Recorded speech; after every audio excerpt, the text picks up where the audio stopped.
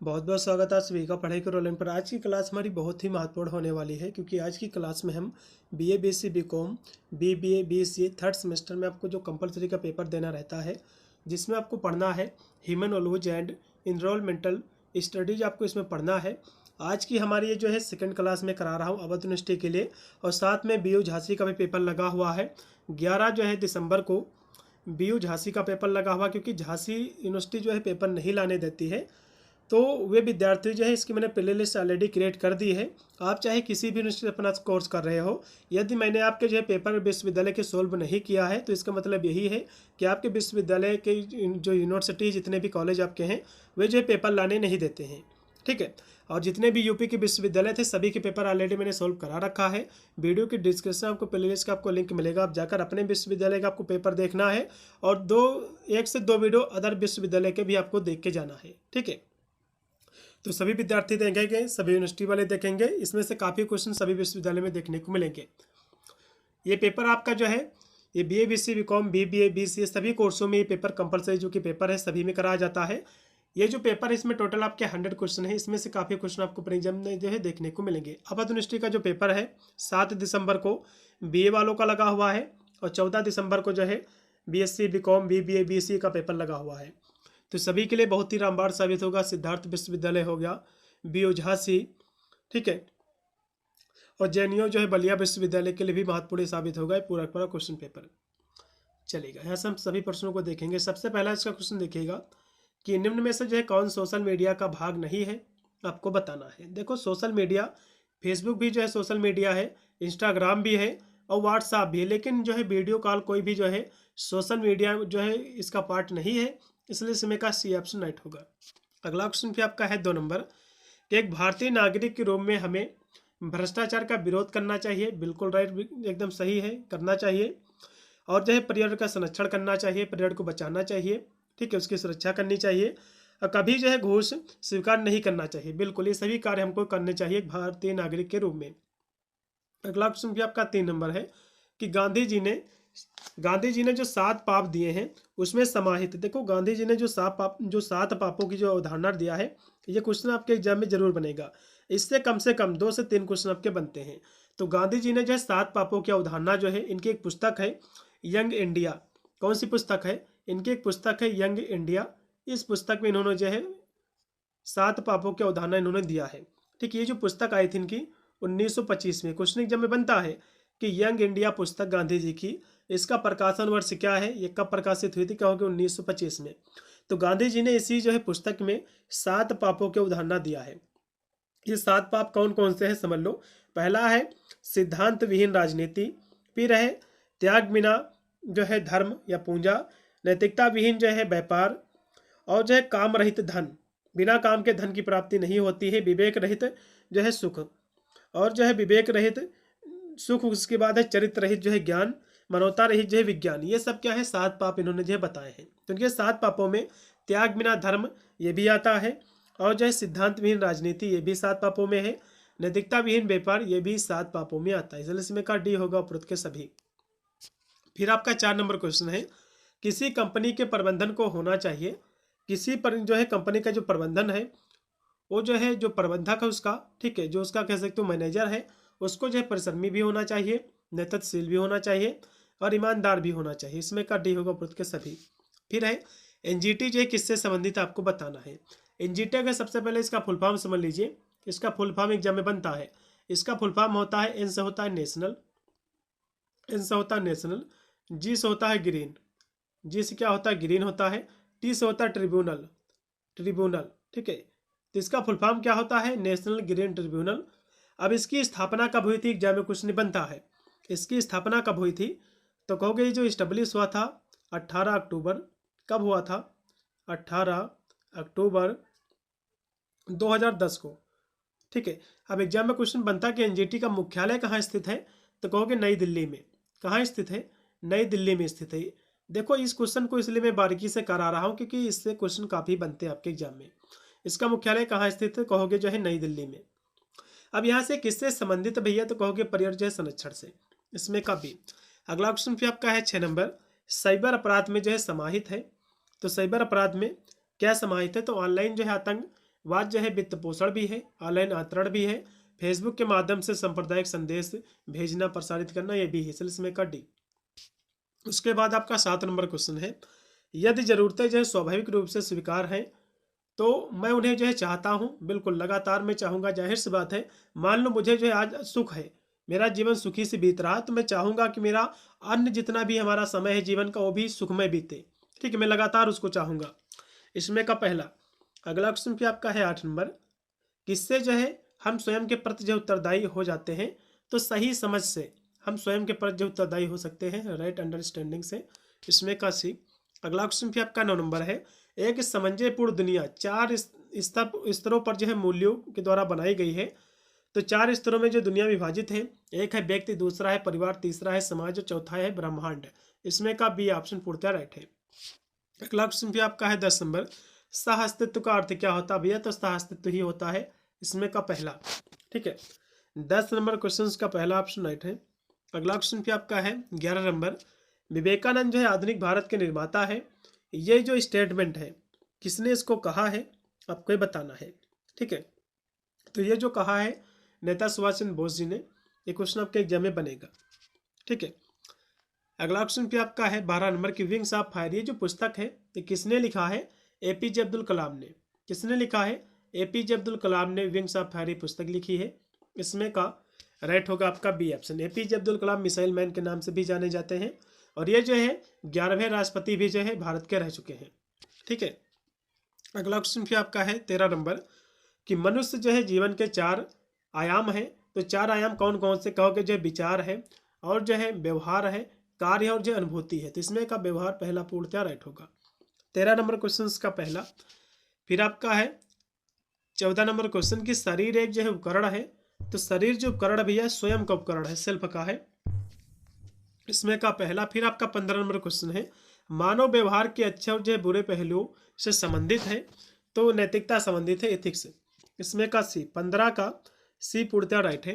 अगला क्वेश्चन फिर आपका है 16 नंबर की स्वयं की जो है आवश्यकता होती है, तो स्वयं की आवश्यकता भैया सतत होती है। ठीक है, इसमें का पहला 16 का पहला। फिर आपका 17 नंबर क्वेश्चन की खुश रहने की भावात्मक स्थिति क्या होती है, आपको बताना है। तो खुश रहने की भावात्मक जो स्थिति है, हैप्पीनेस है, जॉय भी है, प्लेजर भी, सभी, इसलिए इसमें का डी होगा उपरोक्त के सभी। अगला क्वेश्चन फिर आपका 18 नंबर की मनुष्य के लिए क्या आवश्यक है लेकिन जो है पूर्ण नहीं है। देखो, मनुष्य के लिए आवश्यक तो है लेकिन पूर्ण नहीं है, भौतिक जो सुविधा है, फिजिकल जो फैसिलिटीज है, यही है, इसमें का होगा बी।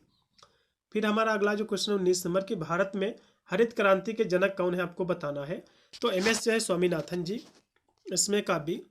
फिर आपका 20 नंबर क्वेश्चन की AQI किसकी गुणवत्ता से संबंधित है, तो ये जो है AQI होता क्या है, इसका फुल फॉर्म सबसे पहले समझो। ए से होता है एयर, और क्यू से होता है क्वालिटी। क्यू से क्या होता है, क्वालिटी। आई से होता है इंडेक्स। आई से क्या होता है, आई से इंडेक्स होता है। तो एयर क्वालिटी इंडेक्स, एयर मतलब हवा से संबंधित है, तो इसमें का पहला। अगला क्वेश्चन फिर आपका है 21 नंबर। देखो, इकोसिस्टम शब्द ये किसने दिया है। अभी थोड़े से जो है मैंने देखा है, कुछ विश्वविद्यालय में पेपर ही हुआ है, तो इसमें एक इकोलॉजी और इकोसिस्टम में स्टूडेंट जो है थोड़ा सा घबरा जाते हैं कि इसमें क्या हो सकता है, एजे टेंसले हो, फिर अर्नेस्ट हैकेल जी हैं। तो यदि इकोलॉजी यदि शब्द पूछेगा, ठीक है, तो इसके जो है ये शब्द किसने दिया है, तो कहोगे एजी टेंसले ने।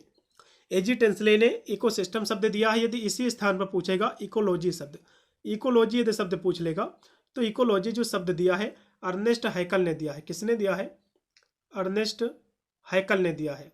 किसने दिया है, अर्नेस्ट हैकल ने दिया है। ठीक है, ये थोड़ा सा आपको कंफ्यूज आपको नहीं होना है।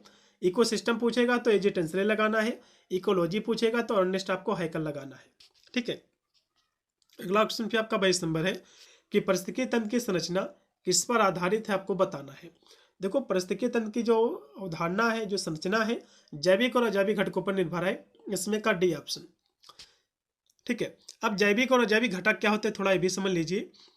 ठीक है, देखो, जैविक का मतलब होता है जिसमें जान होती है, जैविक मतलब होता है जिसमें जान होती है, अजैविक मतलब होती है जिसमें जान नहीं होती, जैसे कि हवा हो गई, मिट्टी हो गई, तापमान हो गई, जिसमें जान नहीं होती है। और जैविक जिसमें जान होती है, जैसे कि जानवर हो गए, पौधे हो गए। ठीक है, तो इनमें जान होती है, बैक्टीरिया वगैरह। फिर आपका 23 नंबर क्वेश्चन है, जैव विविधता संरक्षण की कितनी जो विधियां हैं, आपको बताना। देखो, जैव विविधता के संरक्षण की 2 विधियां हैं, एक है इन सीटू, दूसरी है एक्स सीटू। अब इन सीटू क्या होता है?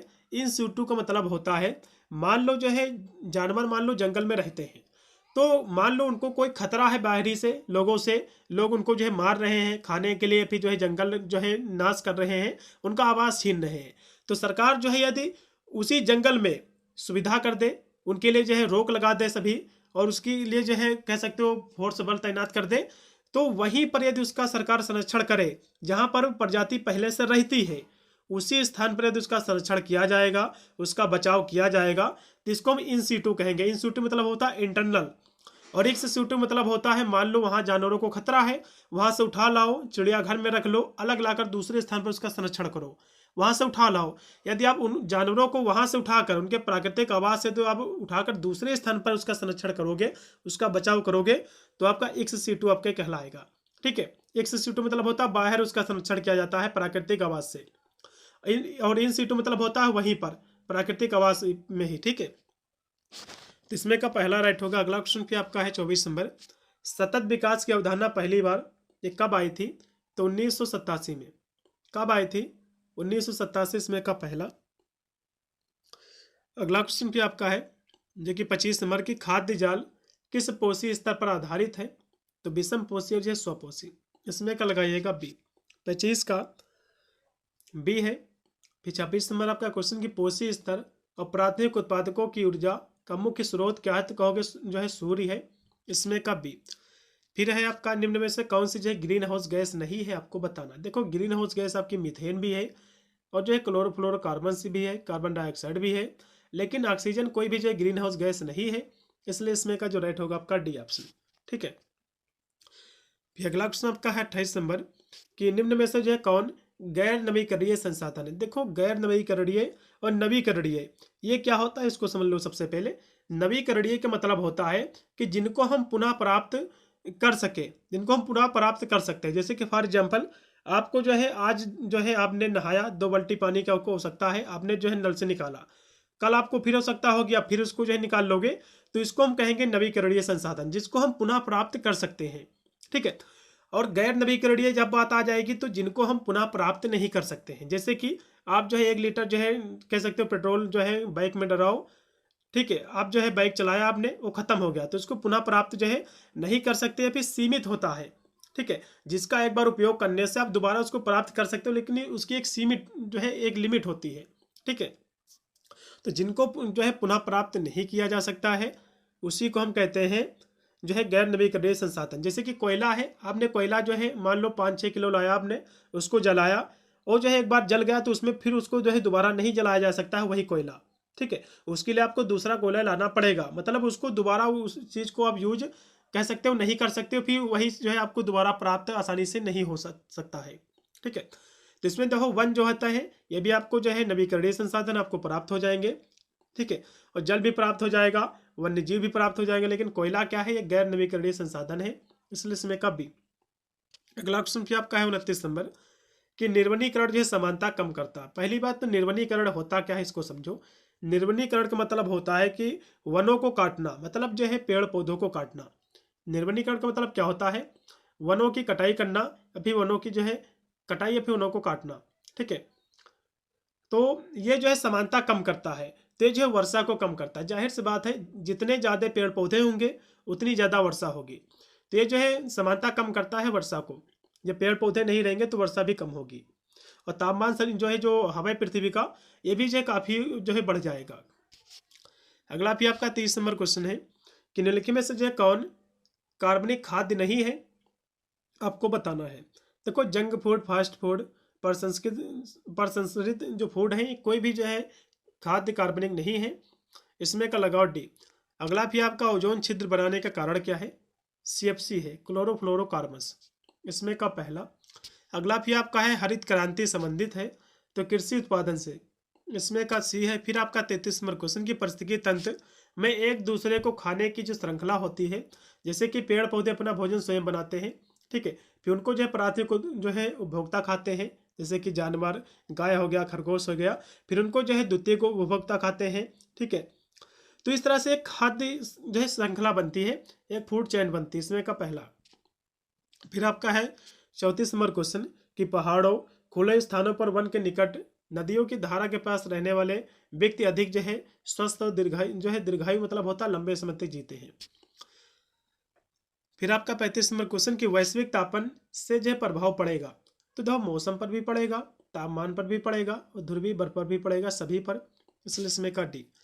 फिर 36 नंबर क्वेश्चन है प्रकाश संश्लेषण के लिए कौन सी गैस जो है आवश्यक है, तो इसके लिए भैया CO2 आवश्यक है, कार्बन डाइऑक्साइड, इसमें का सी।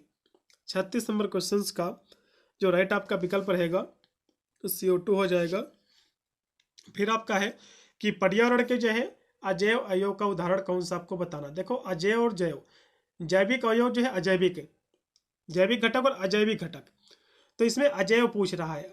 देखो सबसे पहले समझ लो कि जैविक घटक और अजैविक घटक होता क्या। जैविक का मतलब होता है जिसमें जान होती है, जिसमें अजैविक लग जाएगा, अजैव जिसमें लग जाएगा, अजैविक जिसमें लग जाएगा जिसमें जान नहीं होती है। जैसे कहोगे वनस्पति जो होती है, पेड़ पौधे होती है, इसमें जान होती है, जंतुओं में भी जान होती है, लेकिन हवा में कोई भी जान नहीं होती है। ठीक है, तो जो है अजैव अवयव का कौन सा उदाहरण है, तो कहोगे जो है इसमें सी होगा, हवा है। अगला भी आपका है 38 नंबर कि DDT है। DDT भैया एक कीटनाशक है, इसमें का जो है बी ऑप्शन पूर्णतः राइट होगा। DDT क्या है, ये जो है कीटनाशक है, 38 का बी है।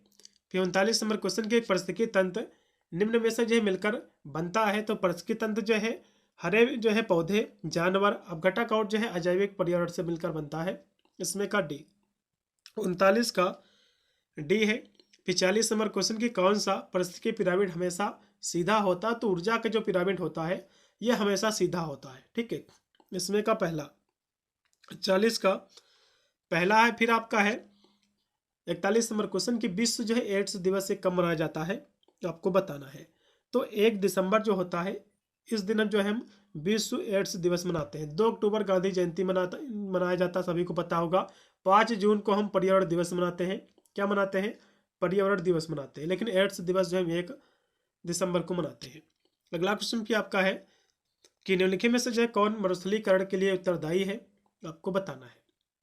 तो मरुस्थलीकरण के लिए वनों की कटाई भी उत्तरदायी है, उसके लिए खनन भी है और अत्यधिक चराई भी है, इसमें का डी होगा उपरोक्त के सभी। हरे पौधे जो कहलाते हैं, तो हरे पौधे जो है स्वपोषी भी होते हैं, उत्पादक भी होते हैं, परिवर्तक भी होते हैं, सभी होते हैं, इसमें का डी। फिर आपका 44 नंबर क्वेश्चन कि किसी जो है परितंत्र में ऊर्जा का प्रवाह हमेशा जो होता है तो एक दिशा में। ठीक है, इसमें का पहला 44 का पहला। फिर 45 नंबर क्वेश्चन की चिपको आंदोलन की शुरुआत किसको बचाने के लिए की गई थी, तो भैया चिपको आंदोलन हुआ था जंगलों को बचाने के लिए, इसमें का पहला ऑप्शन। अब एग्जाम में क्वेश्चन बनता है कि चिपको आंदोलन कब शुरू हुआ था, तो 1973 को जो चिपको आंदोलन हुआ था उत्तराखंड के जंगल से। इसके जो प्रमुख नेता थे, इसके जो प्रमुख लीडर थे वो थे सुंदरलाल बहुगुणा। कौन थे, सुंदरलाल बहुगुणा, इसके जो है प्रमुख जो है लीडर थे। अगला क्वेश्चन क्या आपका है 46 नंबर, कितने जो है डेसिबल के ऊपर की ध्वनि जो है खतरनाक होती है, तो देखो 80 से ऊपर जितनी भी ध्वनि होती है कानों के लिए बहुत ही खतरनाक होती है। ठीक है, इसमें का लगाओ पहला। फिर आपका है 47 नंबर क्वेश्चन कि निम्नलिखित में से कौन पारिस्थितिकी तंत्र का अजैविक घटक है। देखो अजैविक जिसमें जान नहीं होती है, जैविक पूछता तो उसमें जान होती है, अजैविक पूछ रहा तो पौधे में जान होती है, जीवाणु में भी जान होती है, कवक में भी जान होती है, लेकिन ह्यूमस में जो है जान नहीं होती है। ह्यूमस क्या है, इसमें जान नहीं होती, मृत कार्बनिक पदार्थ होते हैं, इसमें जान नहीं होती है, इसमें का सी।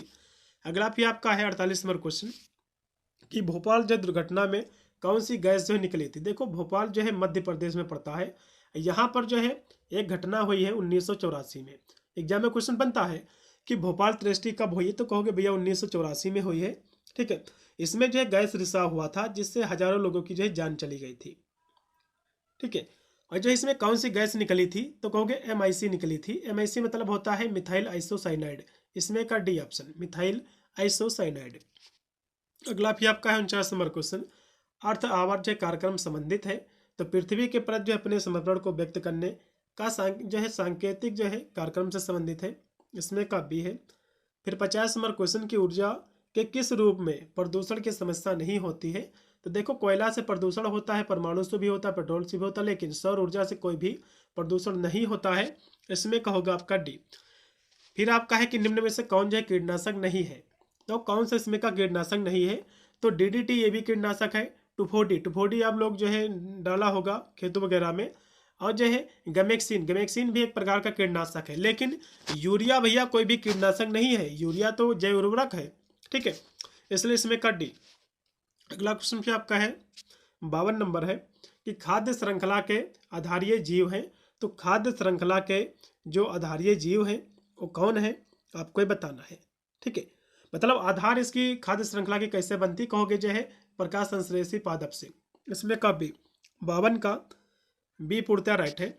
अगला फिर आपका है कि पादप पलवन होते हैं। तो पादप पलवन जो होते हैं स्वपोषी होते हैं, इसमें का पहला। फिर है कि पर्यावरण जो है संरक्षण का उत्तरदायित्व होता है, तो भैया सरकार का भी होता है, शिक्षण संस्थानों का भी, जनता का भी, सभी का उत्तरदायित्व होता है कि हम पर्यावरण का संरक्षण करें, उसका बचाव करें। इसमें का डी। फिर है मेट्रो नगरों ये प्रदूषण का जो है प्रमुख जो है स्रोत क्या। देखो वैसे तो किसी शहर में यदि मेट्रो चल जाए तो काफ़ी अच्छी बात है, लेकिन फिर वहाँ पर प्रदूषण कैसे होता है, जो गाड़ियाँ जो चल रही हैं उनसे प्रदूषण होता है, ईंधन चलित वाहन से वहाँ पर होगा।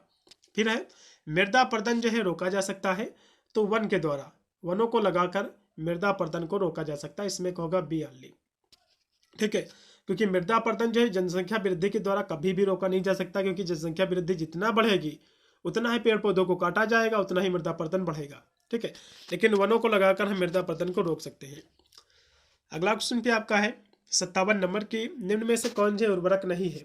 उर्वरक नहीं है तो देखो डीएपी आप लोग खेतों में प्रयोग करते हैं, ठीक है, एनपीके भी प्रयोग करते हैं, तो ये जो है क्या है, ये उर्वरक है। और जो है यूरिया भी उर्वरक है, आप लोग यूज करते हैं खाद के तौर पर। लेकिन गैमेक्सिन क्या है, अभी मैंने आपको बताया गैमेक्सिन क्या है, ये कीटनाशक है। गैमेक्सिन क्या है, ये कीटनाशक है, ये कोई भी जो है उर्वरक नहीं है। तो इसमें का तीसरा ऑप्शन पूर्णतः राइट होगा, ये जो उर्वरक नहीं है। फिर अगला आपका 58 नंबर क्वेश्चन की समानता ऊर्जा का मापन जो है किया जाता है, तो कैलोरी में, किसमें, कैलोरी में हम करते हैं। फिर 62 नंबर क्वेश्चन की आगरा के ताजमहल को किसकी वजह से नुकसान हुआ है, तो सल्फर डाइऑक्साइड की वजह से, SO2 की जो है, SO2 की वजह से। अगला भी आपका आज जो है विश्व की सबसे बड़ी समस्या क्या है भैया, तो जनसंख्या विस्फोट है। क्योंकि जनसंख्या जो बढ़ रही है, बेरोजगारी को भी बढ़ा रही है, महंगाई को भी बढ़ा रही है, गरीबी भी बढ़ाती जा रही है, ठीक है। इसमें का पहला। अगला भी आपका कि सिस्मोग्राफ का प्रयोग जो है किसके मापन के लिए किया जाता है, तो कहोगे भूकंप की तीव्रता मापने के लिए हम सिस्मोग्राफ का प्रयोग हम करते हैं। इसमें का पहला। पेड़ों को जो है गले लगाना किस आंदोलन से संबंधित, कहोगे चिपको आंदोलन से, ठीक है। अगला भी आपका है कि वर्षा जल की अम्लता का मापन किसमें जो है किया जाता है, आपको ये बताना है, ठीक है। तो किसमें भैया करते हैं, तो कहोगे पीएच मीटर में। इसका मापन जो हम करते हैं पीएच मीटर में हम इसका मापन करते हैं। इसमें का जो राइट होगा पहला ऑप्शन। और भी इसमें जो आपके ऑप्शन दिए हुए जैसे कि बैरोमीटर, ये सब चीज़ जो इसमें दिया हुआ है, तो इनको भी थोड़ा सा आप लोग जो है समझ लीजिए, आपके एग्जाम में जो है क्वेश्चन जो है बन सकता है, ठीक है। जैसे कि इसमें दिया कि बैरोमीटर, तो बैरोमीटर से हम क्या मापते हैं, एग्जाम में क्वेश्चन हो सकता है बैरोमीटर वाला पूछ रहे, तो बैरोमीटर से हम वायुमंडलीय दाब हम मापते हैं। वायुमंडलीय जो दबाव है, ठीक है, वायुमंडलीय जो दाब है उसको हम मापते हैं बैरोमीटर से। उसके बाद दिया कि अमीटर, अमीटर जो है इससे हम विद्युत धारा मापते हैं। उसके बाद है जो कि हैग्रोमीटर, इससे जो है हवा की जो आर्द्रता है हवा में नमी की, उसकी मात्रा को हम मापते हैं हैग्रोमीटर से, ठीक है। फिर है बायोस्फीयर शब्द का अर्थ क्या होता है, तो इसका अर्थ होता है पादप तथा जो है जानवर। फिर नैतिक जो है दुविधा क्या है, तो मूल्यों के बीच जो नैतिक संघर्ष से होता है। इसमें का पहला 65 का पहला पूर्णतः राइट होगा। अगला क्वेश्चन पे आपका है कि क्योटो प्रोटोकॉल संबंधित है, तो कहोगे जो है पर्यावरण के संरक्षण से है। इसमें का बी। 66 का बी है कि अगला भी इसमें क्वेश्चन आपका जो दिया हुआ कि पारतंत्र का महत्व होता है, तो ऊर्जा प्रवाह में भी होता है, खनिज चक्रण में भी, उपरोक्त के दोनों। फिर 68 नंबर क्वेश्चन के निम्नलिखित में से जो है कौन सी कृषि कार्य जो है पर्यावरणीय दृष्टि से उपयुक्त है, तो कौन सी कृषि पर्यावरण की जो दृष्टि से उपयुक्त है, पर्यावरण के अनुकूल है, तो ऑर्गेनिक खेती। क्योंकि ऑर्गेनिक खेती में कोई भी जो है कीटनाशक वगैरह का प्रयोग नहीं किया जाता है, ठीक है, ऑर्गेनिक तरीके से किया जाता है, यह जो है पर्यावरण के जो है अनुकूल है। इसमें का पहला। फिर आपका 69 नंबर क्वेश्चन कि वातावरण की कौन सी जो है परत पराबैंगनी किरणों से बुरे प्रभाव से पृथ्वी पर जीवन की रक्षा करती, कहोगे ओजोन परत। इसमें का पहला। पर्यावरणीय जो अदालत कौन है, तो कहोगे एनजीटी है। कौन है? एनजीटी है। एनजीटी मतलब नेशनल ग्रीन ट्रिब्यूनल। इसकी स्थापना 18 अक्टूबर 2010 को हुई थी। इसकी जो मुख्यालय इसका जो है नई दिल्ली में है। गांधी जी के अनुसार अहिंसा के सार्वभौमिक मानवीय मूल्य को स्तरों में जो विभाजित किया जाना चाहिए, तो अंतर्राष्ट्रीय स्तर में भी, व्यक्तिगत और राष्ट्रीय सभी पर। गांधी जी का स्वराज से क्या तात्पर्य था कि ये था देशवासियों के लिए स्वशासन। ठीक है, ये जो है उनके देशवासियों के लिए स्वशासन था, स्वयं का शासन था। इसमें का सी होगा। फिर है जो है मूल्य शिक्षा का क्या उद्देश्य है, तो सार्वभौमिक जो है मूल्यों को बढ़ावा देना, ये भी इसका उद्देश्य है। और व्यक्तियों में मूल्यों का विकास करना, है दोनों इसके, इसलिए इसमें का एवासी दोनों। फिर है रिश्वत जो है अधिनियम, जो कि 2010 में बना हुआ था, इसको लागू कब किया गया था, तो कहोगे जो है 1 जुलाई। कब किया गया था?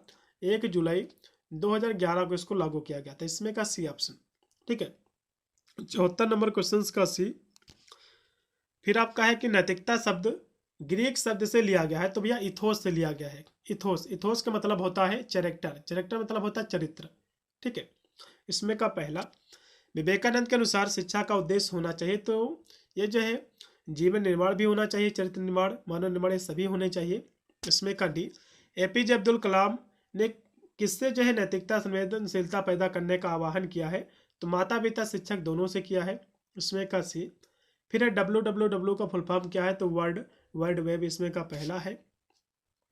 उसके बाद अगला जो क्वेश्चन है कि साइबर धोखे से बचने के लिए आपको अपना पासवर्ड किसी से साझा नहीं करना चाहिए। इसमें का पहला होगा विद्यार्थियों के लिए लाभदायक नहीं है, तो विद्यार्थियों के लिए लाभदायक इसमें क्या क्या नहीं है, तो बाहरी खेलों के लिए अनिच्छुक जो है रहना। ठीक है, ये भी जो है लाभदायक नहीं है। अत्यधिक समय पर जो है फेसबुक पर सक्रिय रहना, ये भी अच्छा नहीं है बच्चों के लिए। और अत्यधिक जो है समय व्हाट्सएप पर सक्रिय रहना, ये कोई भी जो है बच्चों के लिए लाभदायक नहीं है। इसमें का डी। फिर है पर्यावरण संरक्षण के लिए प्रत्येक व्यक्ति को, आप पर्यावरण का संरक्षण जो है कर सकते हैं, जैसे कि साइकिल का प्रयोग करके आपका जो है योगदान इसमें हो सकता है। मान लो आप गाड़ी चलाते हो, तो आप जो है महीने में गाड़ी जितना चलाओ उसका जो आधा कर दो, आधे दिन जो है साइकिल चलाओ, तो इस तरह से आप पर्यावरण का संरक्षण कर रहे हो। मतलब जो है प्रदूषण जब नहीं होगा, जब गाड़ी आप कम चलाओगे, तो इस तरह से आपका भी योगदान रहेगा कि हाँ मैंने पर्यावरण का संरक्षण किया है। पौधों को लगाकर भी आप कर सकते हो। ईंधन चलित जो वाहन है उसका प्रयोग कम से कम करके जो है आप योगदान इसमें दे सकते हैं। इसमें का डी होगा उपद के सभी के माध्यम से। फिर है यदि कोई जो है हरा वृक्ष काट रहा है, तो आप क्या करोगे? सबसे पहले आपको उसको जो है काटने से रोकना है आपको, फिर आपको वन अधिकारी को आपको सूचित करना है। ये दोनों काम आप करोगे।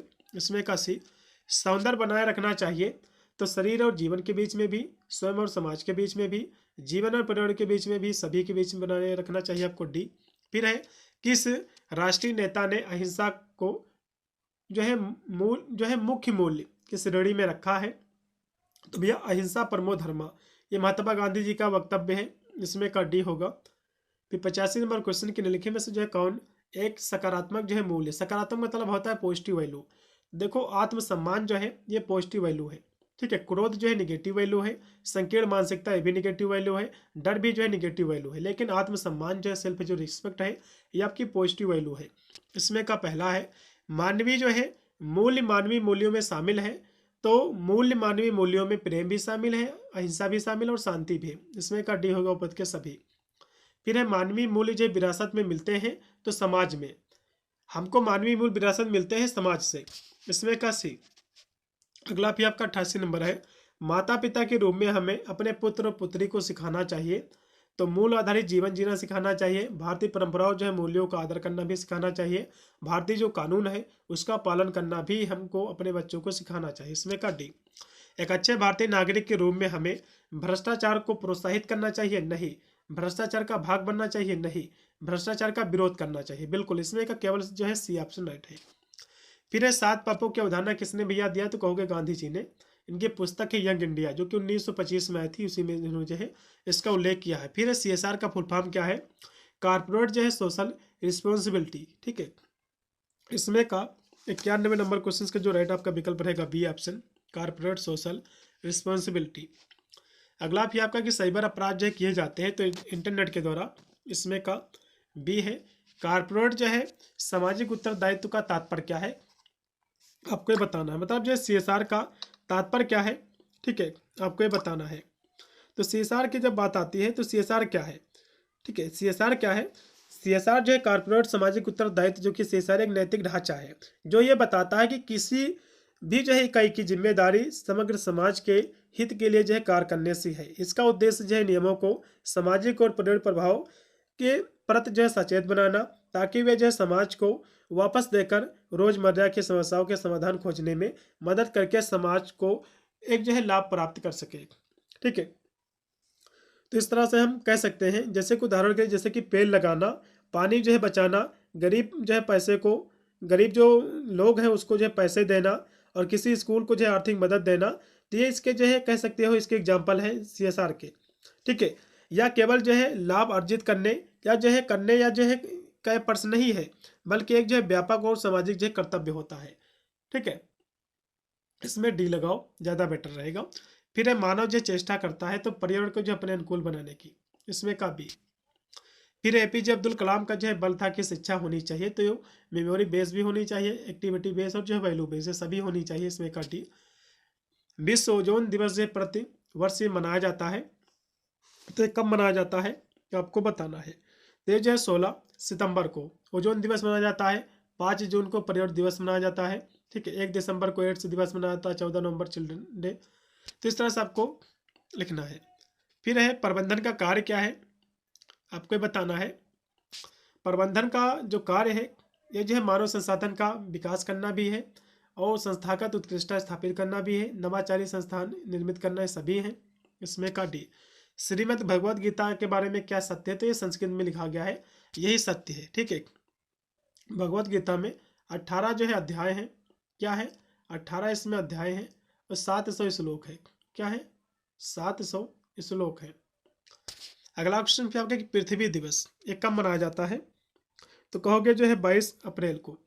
22 अप्रैल को पृथ्वी दिवस मनाया जाता है। एग्जाम में क्वेश्चन बन सकता है कि पहला पृथ्वी दिवस कब मनाया गया था, तो 1970 को पहला पृथ्वी दिवस मनाया गया था। ठीक है, फर्स्ट बार। लास्ट में आपका 100 नंबर क्वेश्चन है कि मानकीकरण के क्या जो है लाभ हैं, आपको ये बताना है। तो मानकीकरण के बहुत सारे लाभ, जैसे कि डिजाइन के लिए आसान है, और निर्माण करने में भी आसान है, निर्माण और जो है पूरा करने में भी आसान है, सभी के लिए है, इसमें का डी उपरोक्त के सभी। ठीक है, टोटली आपके 100 क्वेश्चन थे, और भी हम 1-2 क्लास करा देंगे आवेदन यूनिवर्सिटी के लिए, BU झांसी के लिए। सभी विद्यार्थी सभी क्लासों को देखेंगे हमारी प्लेलिस्ट से, जो मैंने न्यू जो प्लेलिस्ट मैंने क्रिएट की है, वीडियो के डिस्क्रिप्शन आपको मिलेगा। आप यदि जो है 3 से 4 वीडियो देख लेते हो, आप चाहे किसी भी विश्वविद्यालय से अपना कोर्स कर रहे हो, इसमें आप जो है 80 से 90% पेपर आप सोल्व करके आओगे। ठीक है, वीडियो को शेयर कर देना, और पेपर आपका हो जाएगा तो पेपर जरूर आपको ले आना है अपने विश्वविद्यालय से, और मुझे अपना पेपर भेज देना है। पेपर जो है इस पर आपको व्हाट्सएप करना है 8173840090 पर। ठीक है, ऑनली आपको मैसेज करना है, पेपर व्हाट्सएप करना, कॉल आपको बिल्कुल भी नहीं करना है। ठीक है, मिलता है वीडियो के लिए, तब तक सभी को thank you for watching this video.